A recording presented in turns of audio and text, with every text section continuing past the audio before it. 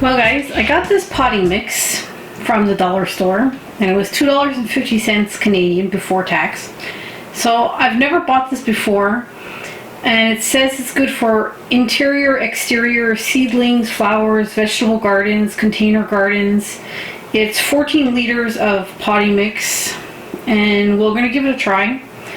I never usually buy these stuff because it comes in plastic bags, and normally what I do is I would have just had dirt dug up from my raised beds in my greenhouse, which is what I had, but for some reason this year it went hydrophobic, like it wouldn't absorb the water no matter what.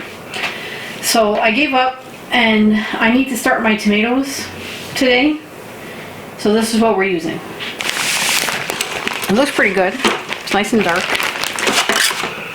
And I have two plastic trays here, nothing fancy, just reusing them from last year.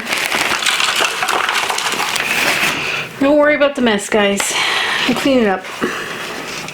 Now this is not really dry, actually. This is quite nice moisture. I will put some water in it, but it's really not that dry at all, actually. So we're going to start our tomatoes, and over here in Quebec, Canada, in Zone 5, I need to start them in advance in the house. So I have beefsteak tomatoes, that's all it's written, and these were old seeds. They're actually from 2013, and I used them last year and I didn't have a problem at all. They almost all came up. They're still fine. They were given to me for free, so they're free 99. Free's good. And what I do to start tomatoes is I literally just sprinkle them. You know, I try and like not put a ton all in one spot,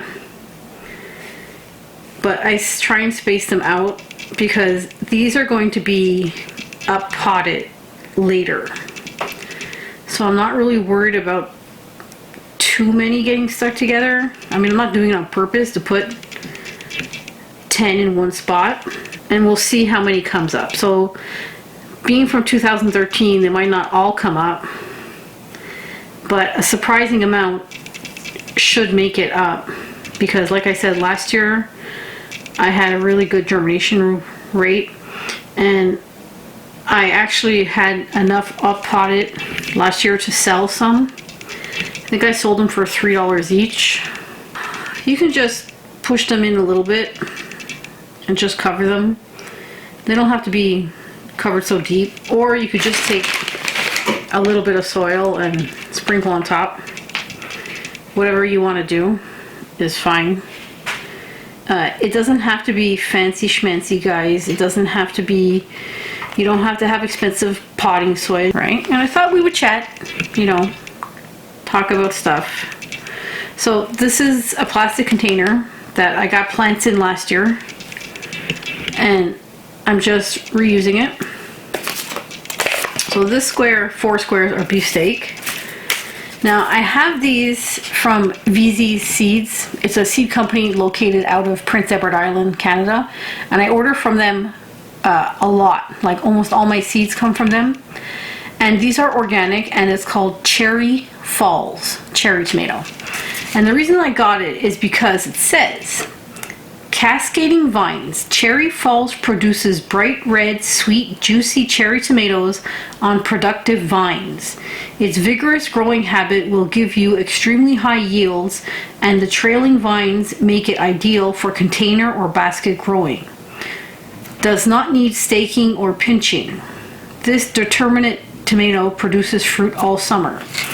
So my son, he's 13 years old, and he is crazy for cherry tomatoes. He stalks the plant, okay? I'm not kidding. Like, he'll stalk the plant, and he'll keep checking if they're ready, because he's just like crazy tomato guy. So you don't get many seeds in this pack. Actually, I think I can count them. There's like 4, 8, 12, 16. There's like 20 seeds here. So I'm going to start them over here in a different container. So hopefully I mark everything properly and I don't get my cherries mixed up with my beefsteak. The other thing I'm starting is again from VZ Seeds, and this is called Tango Celery. I love this celery. Like I said, I'm in Zone 5, Quebec, Canada, and this celery grows fantastic here. Now, you're not going to get giant, thick stalks like from the grocery store, but you are going to get stalks, and you are definitely going to get celery. It grows no problem. And I've direct seeded it outside, and it grows, but it takes longer. And I started it last year in my greenhouse in April, right? But this year I'm starting it in March inside my house. And it tells you on the package to start indoors 10 weeks before last frost. It also tells you to soak the seeds for 24 hours, but you don't have to. It's up to you, really. I've done it. I've not soaked them, and I've never had a problem. Celery seeds are so small. They're like the smallest thing ever, and you don't really push them into the dirt. You kind of just lay them on top of the dirt. You really you don't really need to cover these. I mean, you can do this and then just like, look, mix. You know, I think it's important to note that you don't have to be fancy when you're seed starting. You don't need walls of racks and heat mats and heat lights, and you know, you really don't. When it comes down to it, doing this or doing nothing, then do this. That's basically what I would say. So I know I have 4 squares here empty. So what I'm going to do is I'm going to do a test. I'm going to put these celery seeds here that we did not soak, and I'm going to do another test of soaking the celery seeds for 24 hours, and we're going to see if it makes a difference. I'm also going to start some cabbage. This is again from VZ's, and this is a cabbage called Bronco.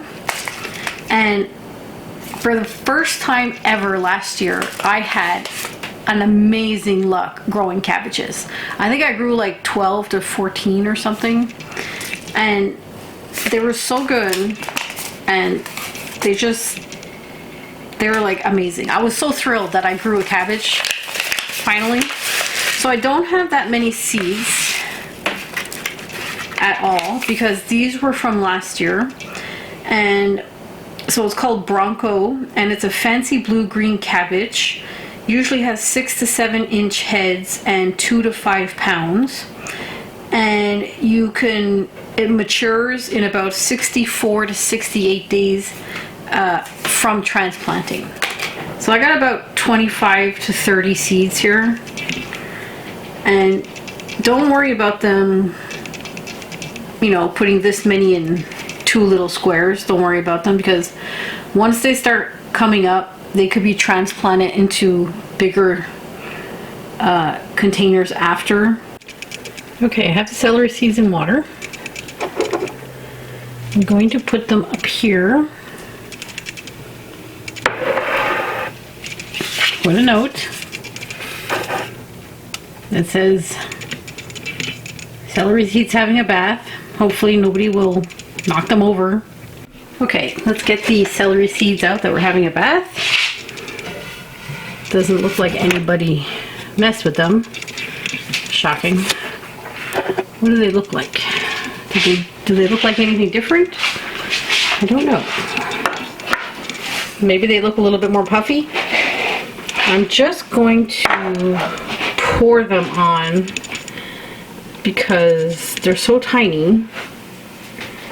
What a pain in the butt celery seeds are. They're literally stuck on my hand because they're wet, so I'm just gonna rub them in dirt to get them off. And don't forget, guys, for your little eco tip of the day, most seed packages are paper, not plastic. These ones are fully paper. There's no plastic coating on them. So you are fully able to either recycle these, use them as fire starters, or cut them up into little pieces and put them in your compost. Okay, I'm going to show you where I put my seeds. See, there's a cat there? Yeah. See? The cat that's not supposed to be there, dying to get into the stuff. The boyfriend actually built that cover on the window, and I'm going to lift up the cover and put the stuff in there so the cats can't get it. See that? And the cat's going right for it. We lock it. It even has a hook. Because this guy, hey you, yeah, you're such a pain in the butt. Say bye to everybody. Tell them you'll see them next week.